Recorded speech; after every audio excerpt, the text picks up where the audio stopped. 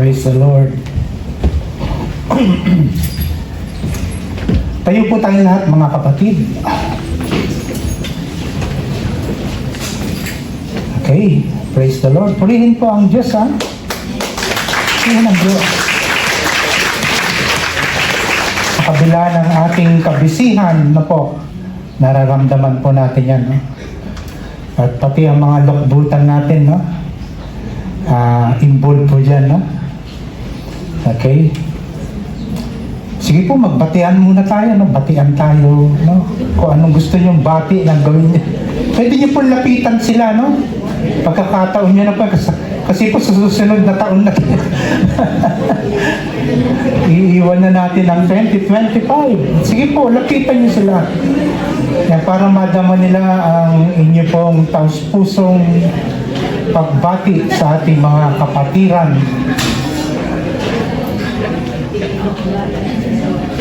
Ayan. Oh, salamat po, ha? Sige po, makakabalik na po kayo sa inyong mga salungkwit na po ang silya ninyong kinaupuan. Okay, masaya tayo, hindi tayo nalulungkot po. Araw ng kasiyahan natin. At bago tayo magsimula, makakaupo na po kayo, mga kapatid. Hallelujah.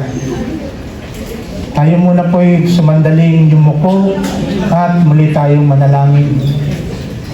Aming Diyos na buhay, banal, makapangyarihan sa lahat.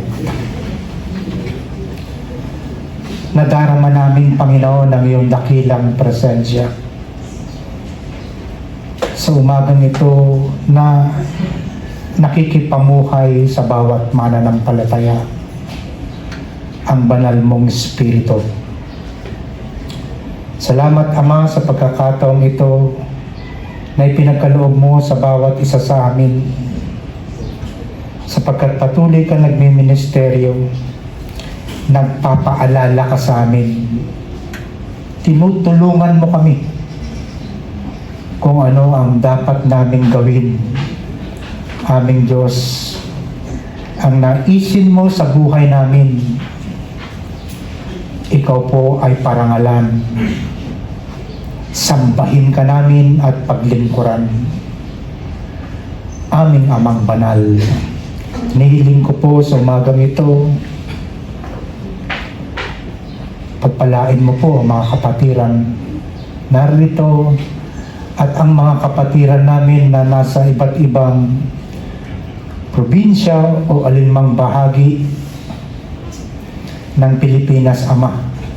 Anuman ang kanilang pinagkakaabalahan, anuman ang kanilang sitwasyon sa oras na ito, pagpalain mo po kami, Panginoon, sa buhay na ito, O Diyos. Salamat po, Ama. Ikaw ang mag-iingat sa amin. Ikaw ang magbibigay ng lakas sa amin. Ikaw ang aming tagapagturo at ipaunawa mo sa amin ang bawat salita na aming pong pagtutuunan ng pansin mula sa unang aklat, Kabanata 2 ni St. John, Amang Banal. Samahan mo kami hanggang sa matapos namin, Panginoon, ang panambahang ito. Muli po, Panginoon, muli sa aming puso. Purihin ka, sambahin ka, dakilain ka at luwalhatiin ka. At pasalamatan ka namin sapagkat ikaw ang Diyos na hindi na nagbabago mula noon, ngayon, at magpakailanman. Aming Diyos na tapat. Sa iyo ang kapurihan. Ito po ang aming nagkakaisang panalangin sa pangalan ng Ama, ng Anak, Espiritu Santo. Amen and Amen. Praise the Lord. Ang sarap naman palakpakan ng Diyos. Okay, nakikita niyo po sa inyong screen ang aklat po ni Juan. Na po. Ang storya po nito na makikita niyo po at mapapatunayan na ito po'y isang alagad ng Diyos na nag-testify, no? Tayo po ay mga alagad ng Diyos. Amen po ba? Tayo yung mga believer, tayo yung mga mananampalataya. Na katulad ni Juan, no? Na naging isang leader ng iglesia. Sa sitwasyon po ni Apostol Juan nang siya po ay ipatapon, no? Sa isla po ng Patmos. Kung tayo po ang lalagay sa sitwasyon niya noong mga panahon na yun, ano po ba ang madadama natin? Punong-puno tayo ng kalungkutan. Halimbawa ako, kung ako'y mapupunta at ipapatapon ako sa isang isla, na wala man lang akong makausap, kung hindi tangi ang Diyos lamang, mga kapatid. Pero sinikap po ni Apostol Juan na siya po ay gumawa ng sulat. Hindi nga lang po nabanggit sa Bible kung kanino niya ito pinadala, kung sino po nagdala nito.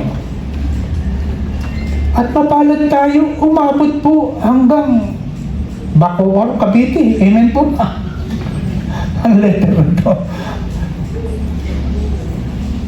At bubuklatin po natin kung may mga Bible po kayong dala, no? Kung gusto niyo po na magbuklat sa wikang Ingles o anumang interpretasyon po ng inyong mga Biblia na kung saan doon kayo magiging alwan na mauunawaan niyo po. Pero ito po'y isinalin natin sa wikang Tagalog. Sinulatan ni Apostol Juan ang mga mananampalataya, ang pamilya. Tignan niyo po ni senaryo ng kwentong ito. Upang maipaabot niya po kung ano ang nilalaman o concern na po o pamanhik na dapat niyang ipaabot sa mga mananampalataya. Basahin po natin ang unang mga talata at ang title po nito. Last Sunday po, sino po yung nandito ng last Sunday? Taas pong kamay. Ilan lang po, no? At ngayon po, nandito kayo, no? So, nagpapasalamat po ako, mga kapatid, no? Sa kabila ng kabisihan ng mundong ito, na po ang Diyos nagpapaalala sa atin. No? Kaya tayo nandito, nais ng Diyos na busugin tayo ng Diyos ang ating pagkain pangkaluluwa. Kasi po sa susunod na mga araw na naman yan, lumipas po, busog na busog ang ating physical. Amen po ba, no? Iba't iba ang kinain nating pagkain physical. At meron pa po naghahandog, na tinatawag na dessert. Tama po ba, kapatid? Dessert. Sa iba, pamutak. Sa iba, panghimagas. At sa iba naman, pangalis uyang. Napakarami pong interpretasyon. Pero isa lang po yun. Dessert lang po yun, mga kapatid. So, punong-puno, ang kalamnan natin, busog na busog po physically. Ngayon po, kakain tayo ng pagkain pangkaluluwa natin. Si Kristo ang tagapamagitan. Sabi po dyan sa 1 John chapter 2, mga anak, tumigil po tayo last Sunday po, sa verses 20 po, pero minarapat ko po, na ito po balikan natin at nang mailahad natin po ang nilalaman ng sulat na ito ni Apostol John. Okay, mga anak, isinusulat ko ito sa inyo upang huwag kayong magkasala. Ngunit kung magkasala ang sino man, may tagapagtanggol tayo sa Ama. Si Jesucristo ang matuwid. Si Kristo ang handog sa ikapagpapatawad ng mga kasalanan. Hindi lamang ang ating mga kasalanan, kundi maging ang kasalanan ng lahat ng tao. Nakakatiyak tayong nakikilala natin ang Diyos kung sinusunod natin ang kanyang mga utos. Ang nagsasabing nakikilala ko siya, ngunit hindi naman sumusunod sa kanyang mga utos, ay sinungaling at wala sa kanya ang katotohanan.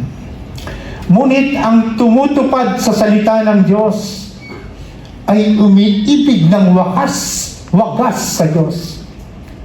Sa ganito nalalaman natin na tayo'y talagang nasa Kanya. Sino mang nagsasabing nananatili siya sa Diyos ay dapat mamuhay tulad ng pamumuhay ni Jesucristo. Mga minamahal, hindi isang bagong utos ang isinusulat ko sa inyo, kung hindi ang dating utos na nasa inyo na sa simula pa. Ito'y ang mensaheng narinig na ninyo. Ngunit may tuturing na isang bagong utos ang isinusulat ko sa inyo, sapagkat napapawi na ang kadiliman at lumiliwanag na ang tunay na ilaw.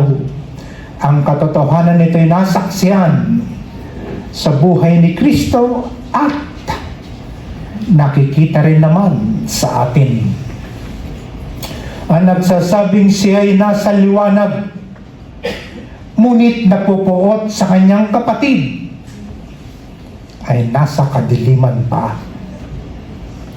Talatang 11.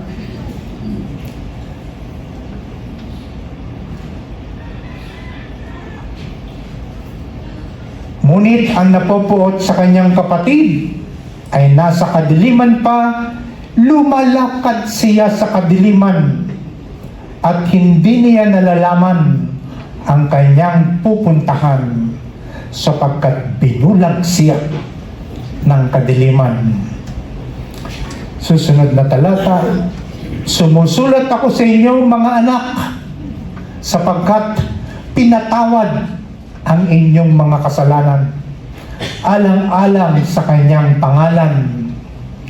Sumusulat ako sa inyo, mga ama. Pakinggan po natin, ha? Church.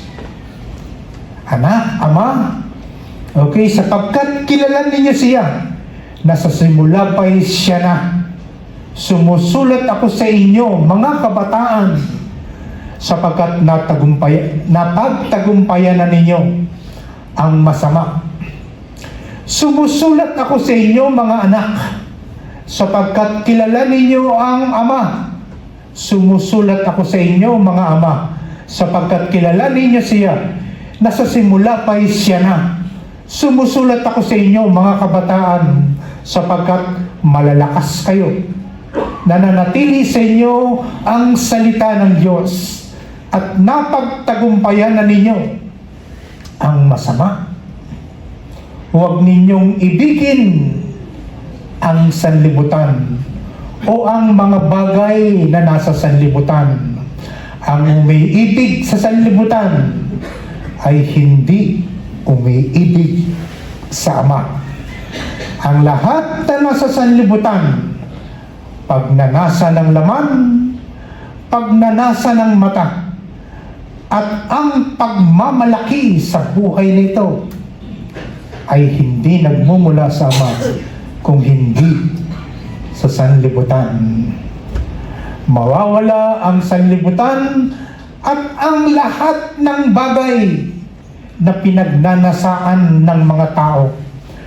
Ngunit ang sumusunod sa kalooban ng Diyos ay mabubuhay magpakailanman. Mga anak, ito na ang huling panahon, tulad ng inyong narinig. Ngayon ngay marami nang lumilitaw na mga kaaway ni Kristo. Kaya't alam nating malapit na ang wakas. Kahit na sila'y mga dati nating kasamahan, ang mga taong iyon ay hindi natin tunay na kasama. Sapagkat kung sila'y tunay na atin nananatili sana silang kasama natin. Ngunit umalis sila upang maging maliwanag na silang lahat ay hindi tunay na kasama natin. Ngunit ipinagkaloob na sa inyo ang Espiritu Santo. At dahil dito, alam na ninyo ang buong katotohanan. Sumusulat ako sa inyo hindi dahil sa hindi ninyo alam ang katotohanan, o hindi dahil alam na ninyo ito, at alam din ninyong walang kasinungalingang nagmumula sa katotohanan. Sino nga ba ang sinungaling? Hindi ba't siya na nagsasabing si Jesus ay hindi ang Kristo? Ang mga nagsasabi nito ay kaaway ni Kristo. Hindi nila pinaniniwalaan ang Ama at ang Anak. Ang hindi kumikilala sa Anak ay hindi rin kumikilala sa Ama. Ang kumikilala sa Anak ay kumikilala rin sa Ama. Pakaingatan ninyo sa inyong puso ang narinig ninyo sa simula pa. Kung gagawin ninyo ito, mananatili kayo sa Anak at sa Ama. At ito naman ang ipinangako sa atin ni Kristo, ang buhay na walang hanggan. At ito naman ang ipinangako ni Kristo, uulitin ko po, ang buhay na walang hanggan. Siya lamang po, mga kapatid, ang nangako nito. Isinusulat ko sa inyo ito upang bigyan kayo ng babala laban sa mga taong nagnanais na iligaw kayo. Ang gabay po natin, huwag natin kakalimutan, mga kapatid. Ito po ang maglilid sa atin. Gayunpaman, ang Espiritong ipinagkaloob na ni Kristo sa inyo. At habang ang Espiritu ay nananatili sa inyo, listen, church, the Word of God, ang salita ng Panginoon.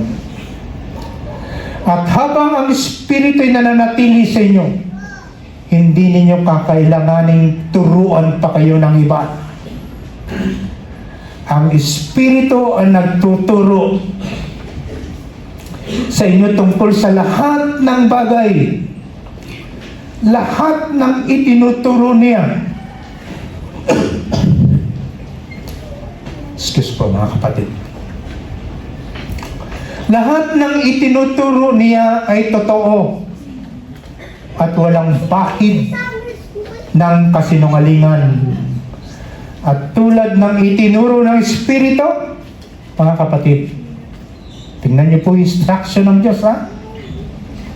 Manatili kayo kay Kristo. 28. Kaya nga, mga anak, manatili kayo sa Kanya upang maging panatag ang ating loob sa muling pagparito niya, at nang hindi tayo mapahiya sa Kanya sa araw na iyon.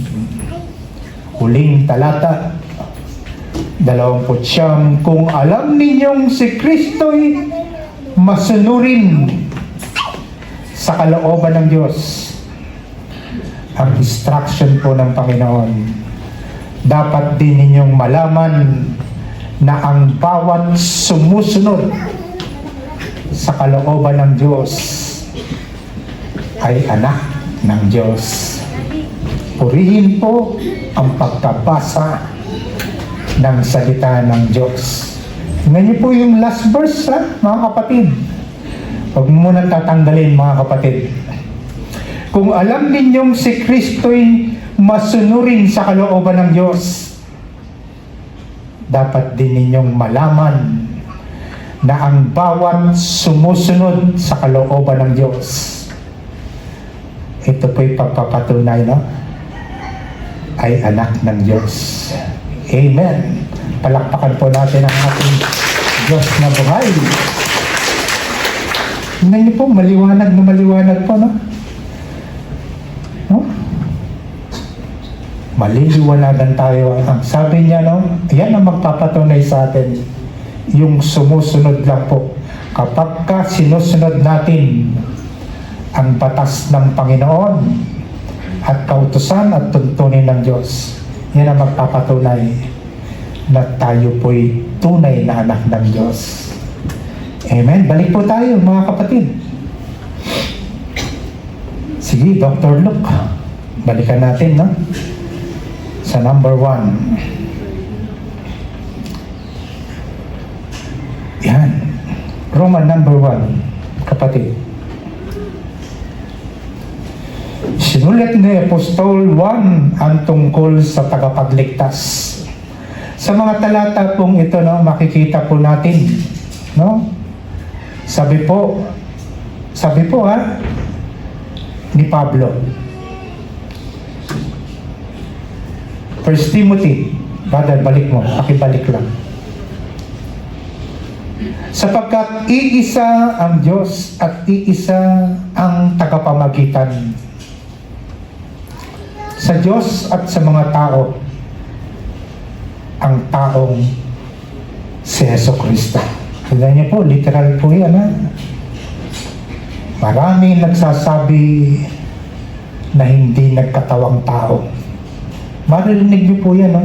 Pero hindi na po natin mention kung anong mga churches po yan. Iginagalang din po natin sila.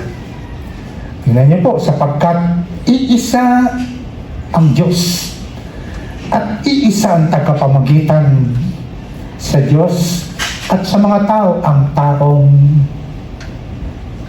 si Kristo Jesus. Nagkatawang tao po siya, sinasabi po sa Biblia. Verse 6.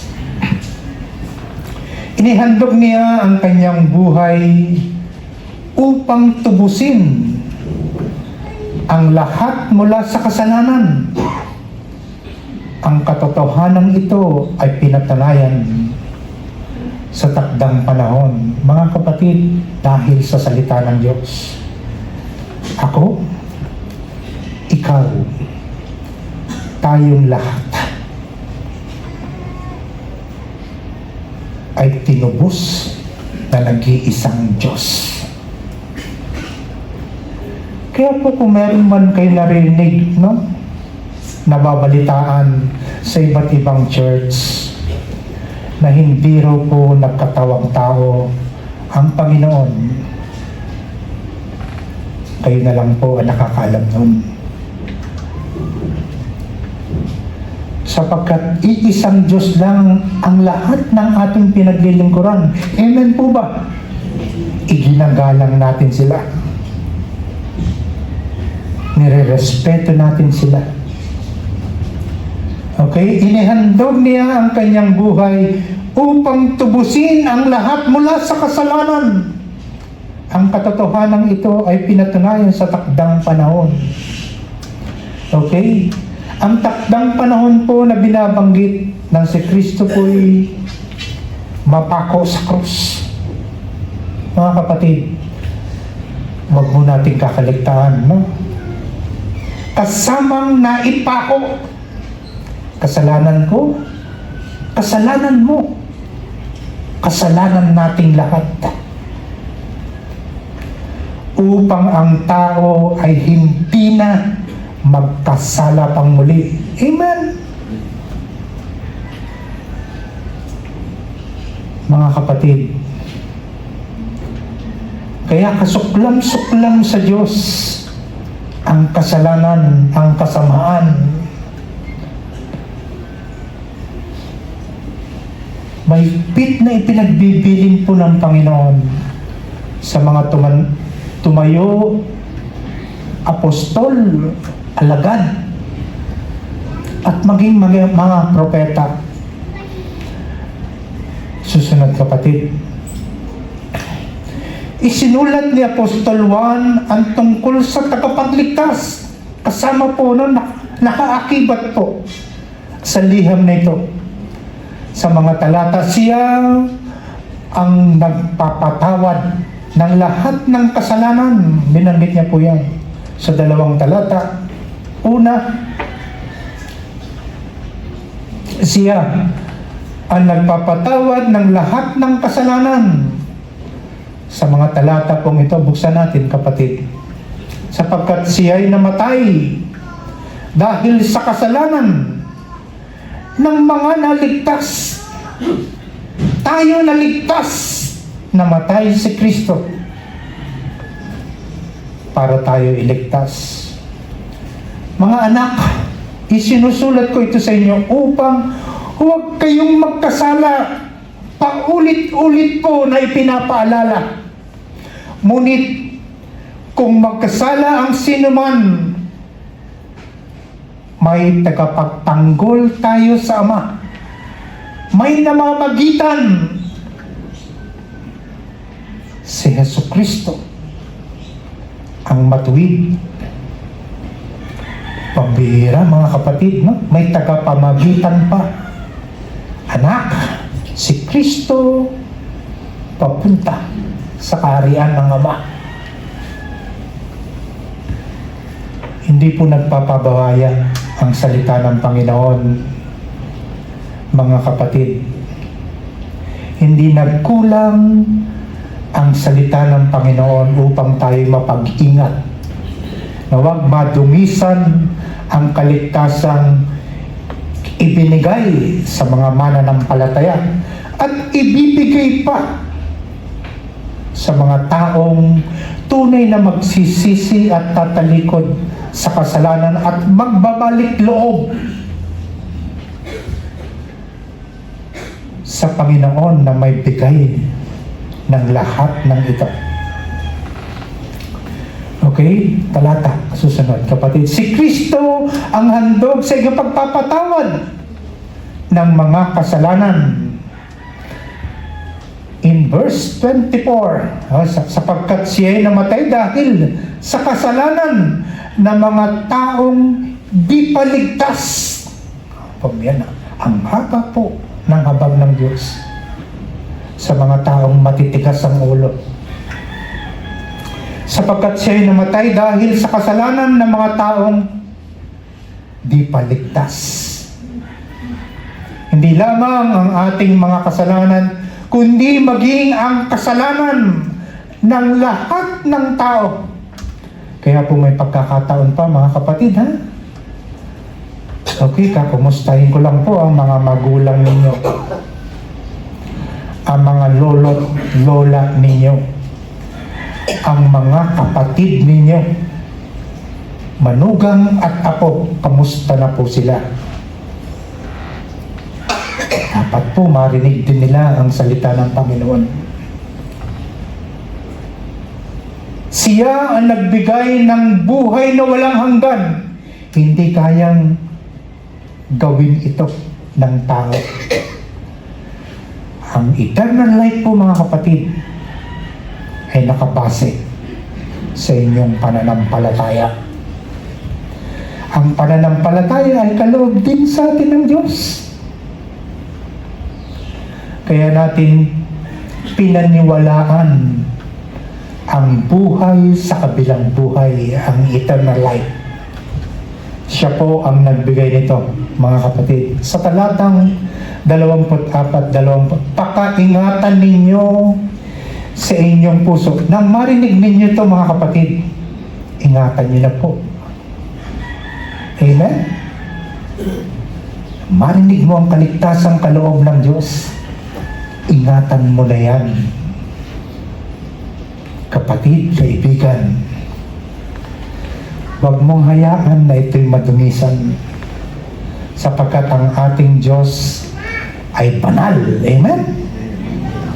Nais niya tayo po ay mamuhay na may kabanalan. At tandaan po natin, ang mga taong namumuhay, ang mga mananampalataya, namumuhay sa kabanalan, lumalayo sa kasamaan. At itinutuon ang kanilang paningin sa salita ng Diyos. Pangatlo, at tunay na nagsisi at tumalikod sa kasalanan. Yan po yung mga mananampalatayang lumalakad, namumuhay sa kabanalan. Kaya po ingatan natin ha, ened mo ba? Ang kaligtasang kaloob ng Diyos. Ingatan po natin mga kapatid. 25. At ito naman ang ipinangako sa atin ni Kristo, ang buhay na walang hanggan. Hallelujah. Salamat, Panginoon. Next. Isinulat ni Juan ang katiyakan, assurance.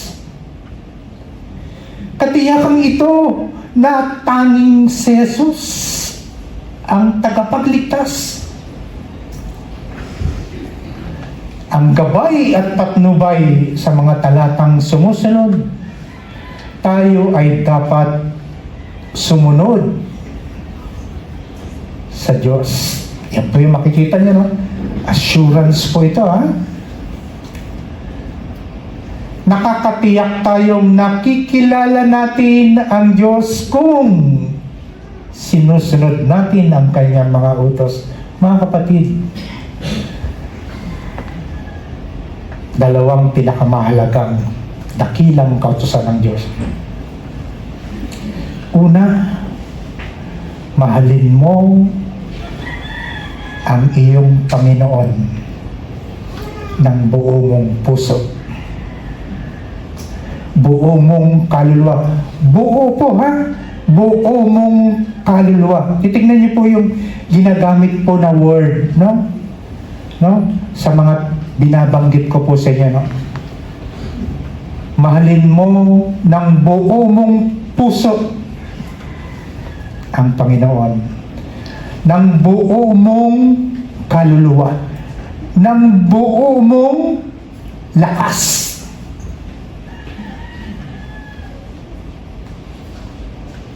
Bakit po? Sapagkat alam ng Diyos na may kahati ang isang mananampalataya sa pagmamahal niya sa Diyos. Kaya po, very specific po ang binabanggit ng salita. Ito po'y relasyon ng buo mong puso. Binabanggit niya po, hindi pangkalahatan, kung hindi individual. Ikaw at ang Diyos. Ako at ang Diyos. Pangalawa, sa dakilang kautusan ng Diyos. At mahalin mo ang iyong kapwa gaya ng pagmamahal mo sa iyong sarili. Amen? Pinakatugatok po yan ng kautusan ng Diyos sa atin.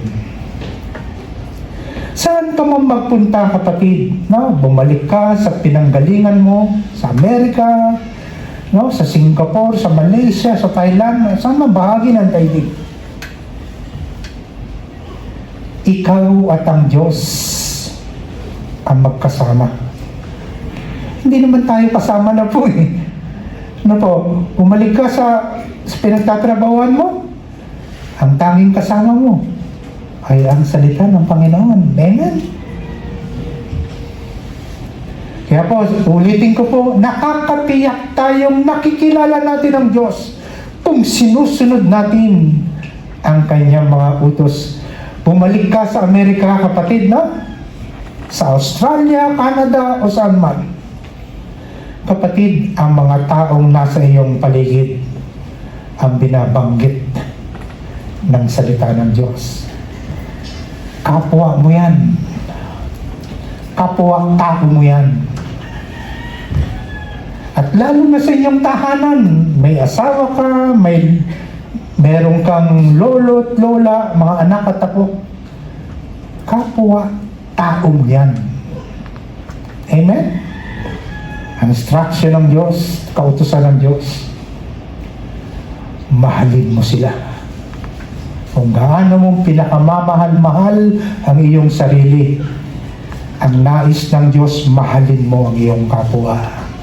Hallelujah. Next. Ang nagsasabing nakikilala ko siya, ngunit hindi naman sumusunod sa kanyang mga utos. Ang sabi po sa sulat ni Apostol Juan, sinungaling. At wala sa kanya ang katotohanan. Ngunit ang tumutupad sa salita ng Diyos ay umiibig ng wagas sa Diyos. Okay, katulad po na ng mention ko mga kapatid na, mahalin mo ang iyong Diyos ng buo mong puso. Wagas po yan, no? Kung pagkasinunod natin yan, ay, mahalin mo ang iyong Diyos ng buo mong kaluluwa, ng buo mong kaisipan, at ng buo mong lakas. Yan po ay tinatawag na wagas na pagmamahal sa Diyos. Hallelujah! Sino man nagsasabing nananatili siya sa Diyos ay dapat mamuhay tulad ng pamumuhay ni Jesucristo. Amen. Dapat nating mahalin ang Diyos at ang bayan niya. Kung minamahal natin ang Diyos, minamahal din natin ang bayan ng Diyos. Sino po ang bayan ng Diyos? Tayong mga mananampalataya. Tayong magkakapatid sa iglesyang ito na tunay na nagmamahalan. Amen. Ang sarap naman palakpakan ng salita ng Diyos. Dapat nating mahalin ang Diyos at ang bayan niya. Sa mga talata pong ito, no? Titignan po natin. Mga minamahal, hindi isang bagong utos ang isinusulat ko sa inyo, kung hindi ang dating utos na nasa inyo sa simula pa. Ito'y ang mensaheng narinig na ninyo. Ngunit may tuturing na isang bagong utos ang isinusulat ko sa inyo, sapagkat napapawi na ang kadiliman. Pagmasdan niyo po, no? Pakinggan po natin ang salita ng Diyos po, no? Napapawi na ang kadiliman at lumiliwanag na ang tunay na ilaw. Ang katotohanan nito'y nasaksihan sa buhay ni Kristo. At nakikita rin naman sa atin, nagre-reflect po, meron pong transformation ng salita. No, kapag daw po paulit-ulit natin naririnig, pinag-aaralan, binabasa ang salita ng Diyos. No? Tignan niyo po yung kadiliman na pinanggalingan natin. Nawawala na po. No? Makikita niyo po, no? At lumiliwanag ang tunay na ilaw. Ang katotohanan ito ay nasaksihan sa buhay ni Kristo at nakikita rin naman sa atin. May transformation po, no? Manifestation sa buhay ng bawat mananampalataya ang salita ng Diyos.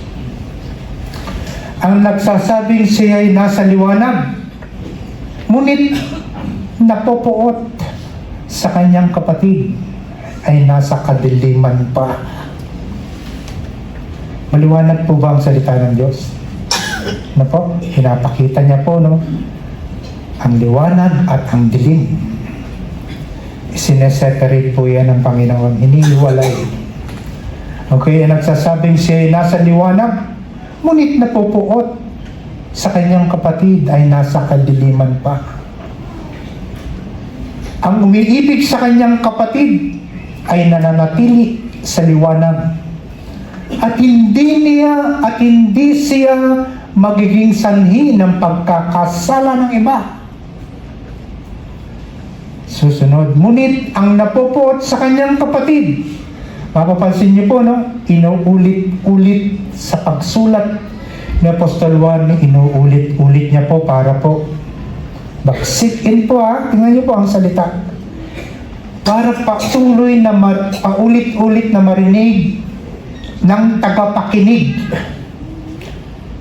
ang instruction ng Diyos, at ito po yung magtuloy-tuloy sa puso. matanim sa puso at makakilos ang salita ng Diyos sa buhay ng isang mananampalataya.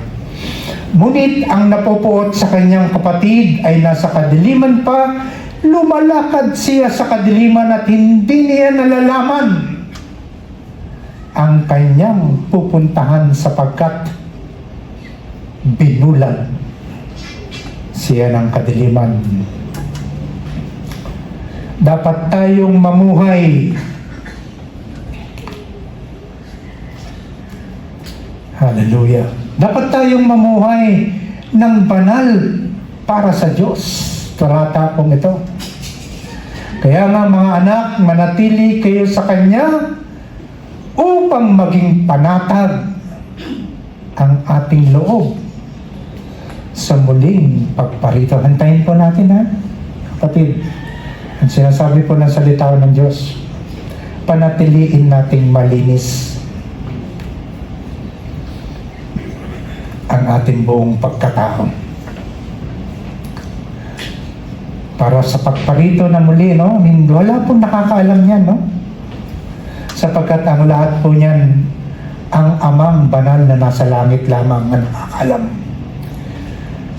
Maging si Jesus Christ, maging ang mga apostol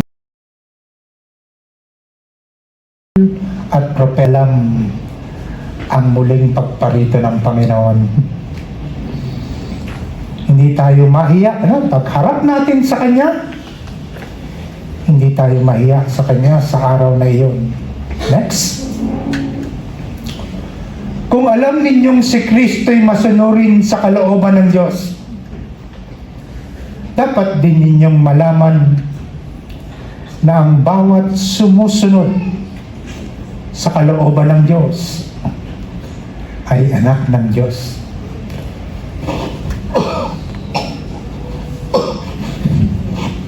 Sandali lang po.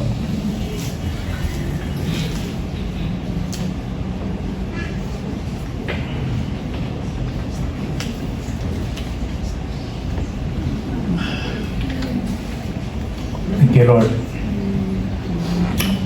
Kung alam ninyong si Kristo'y masunurin sa kalooban ng Diyos, dapat din ninyong malaman na ang bawat sumusunod sa kalooban ng Diyos ay anak ng Diyos. Madali pong maunawaan na ang sinulat po ni Juan. Purihin ang salita ng Diyos. Ang mga sumusunod lang po sa salita ng Panginoon ang siyang magpapatunay sa inyo pong mga sarili na ako ay anak ng Diyos. Next. Hallelujah, Lord. Ang mga pangkat na kanyang sinulatan. Sa mga talatang ito, sumulat si Juan sa mga anak ng Diyos. Sumusulat ako sa inyo, mga anak, sapagkat pinatawad na ang inyong mga kasalanan, alang-alang sa kanyang pangalan, ang tagapamagitan po natin. Mga kapatid, walang iba kundi si Hesus Kristo. Sumusulat ako sa inyo, mga anak, sapagkat kilala ninyo ang Ama. Amen? Kung kilala niyo ang anak, ang Panginoong Hesus Kristo, kilala niyo po ang Amang Diyos na nasa langit. Sumulat si Juan sa mga ama. At ito po ang sabi niya. Sumusulat ako sa inyo, mga ama, sapagkat kilala ninyo siya na sa simula pa'y siya na. Pagmasdan niyo po, no? Mga magulang na sa magpapananampalataya.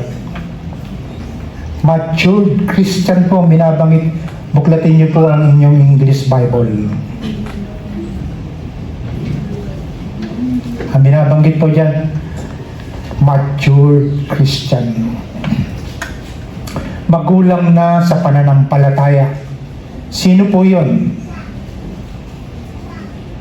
Ang mga matatanda ng iglesia. At ako po'y kabilang dyan, mga kapatid. Ako po'y matured Christian. Sumusulat ako sa inyo, mga ama, sapagkat kilalanin niyo siya na sa simula pa'y siya na. Next. Sumulat si Juan sa mga kabataan. Sa mga talata pong ito, makikita natin. Sumusulat ako sa inyo, mga kabataan, sapagkat napagtagumpayan na ninyo ang masama. Because of the Word of God. Mga kabataan, mapalad tayo. Sa edad natin yan, no? Ako po yung makarinig ng salita ng Diyos at the age of 41. No, ako po yung nagtatrabaho sa gitnang silangan. Doon ko narinig ang salita ng Diyos.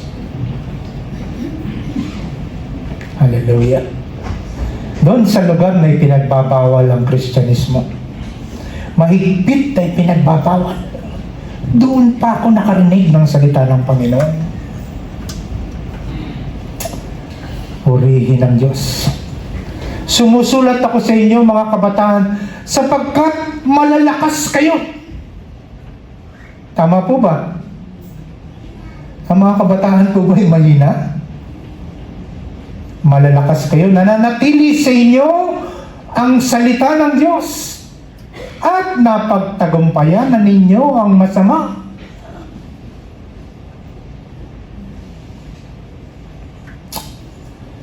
Sinulatan niya ang tungkol sa makasalanang lipunan. Pagmasdan niyo po, no, ang ating sanlibutan. Ganun po ang concern ni Juan maging sa ating pamumuhay ng mga mananampalataya. Isinulat niya ang tungkol sa makasalanang lipunan na umiiral sa daigdig at hindi ito nalilingid sa mga alagad. Na po, nakikita nila ito, no? Because of the Word of God. Okay, sa mga salata pong ito, no? 15, 16, 17. Nagbigay po ng babala. Napakabuti po ng puso ng mga tumayong apostol ni Jesucristo. Hallelujah. Hanggang sa panahon natin ngayon, huwag ninyong ibigin, sabi po sa sulat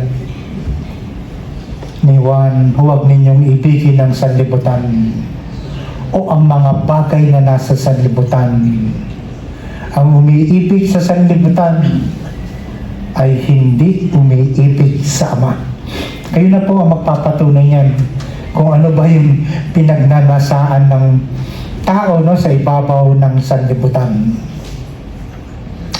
Talatang 16, kasamaang nagmumula sa makamundong sistema. Okay, paglaruin po natin ang ating isip, no? Habang pinapakinggan natin ang mensahe ng Panginoon. Kasamaang nagmumula sa makamundong sistema. Sabi sa talatang 16, ito ang tatlong pinagmumulan ng kasalanan. Hallelujah. Purihin ang salita ng Diyos. Ang pagnanasa ng laman. Ito po, tayo lahat ay namumuhay sa laman. Nasa flesh po tayo, mga kapatid. Kung ano yung gustong-gusto ng laman, ang siya pong pinagnanasaan ng tao. Alam niyo po yan, no? Kayo na po magpapatunay yan. Okay? Paglalasing. Okay? Paninigarilyo. Gustong-gusto po ba yan ng laman? Sige po, para mapatunayan natin. Gustong-gusto po ba yan ng laman ng tao? Napakasarap po niyan. Amen po ba?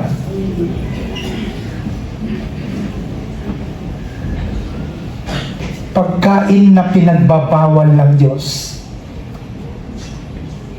Tama po ba? Kung ano yung pinagbabawal ng salita ng Panginoon na makakapinsala sa katawang lupa natin, no? Na sinabi ng Diyos, templo ng Diyos. Bakit dinudungisan ng isang tao?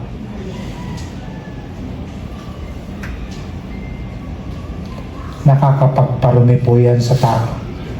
At talaga naman po, no? Medyo, lang po ako, medyo drive lang po ako ng konti, mga kapatid. Ang sigarilyo po ba ay makapagbibigay ng sigla sa ating buhay? May maidudulot po ba itong lakas sa ating buhay?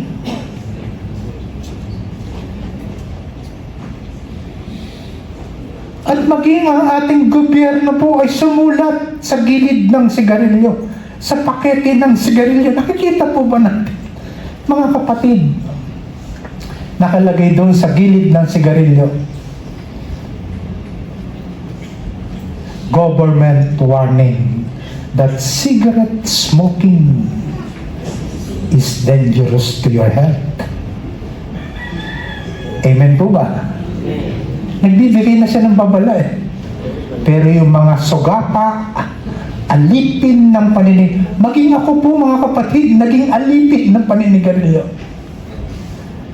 Kayo po ba'y ganun din? Okay, mga pagnanasa ng laman, kayamanan, karangyaan, kapangyarihan. Mga ninanasa-nasa po ng laman yan, mga kapatid. Sige, tuloy lang po natin, tatapusin lang natin ito. Ang lahat na nasa sanlibutan, ang pagnanasa ng laman, susunod, ang pagnanasa ng mata, lahat na nakikita ng ating mga mata. Mga kapatid, ang pagnanasa ng mga mata. Okay, yung una po, lust of the flesh, lust of the eye, at ang pangatlo, ang pagmamalaki sa buhay na ito. Verse 16c. At ang pagmamalaki sa buhay na ito ay hindi nagmumula sa Ama, kung hindi sa sanlibutan. Mga kapatid, salamat po sa iyong matyagang pakikinig. Purihin ang pangangaral ng salita ng Panginoon. Tayo po tayong lahat, mga kapatid. Okay, titignan niyo po yan, pag-aaralan po ng bawat isa sa atin para po tayo mapanatili natin na maging malinis ang ating puso. Amen. At bumalik man ang Panginoon, no? Bukas, sa isang linggo, isang buwan, isang taon, o anuman ang kalooban ng Diyos sa kanyang muling pagparito. Mga kapatid, panatilihin po natin malinis ang ating pagkatao. Hallelujah. Awitan po natin ang Diyos, no?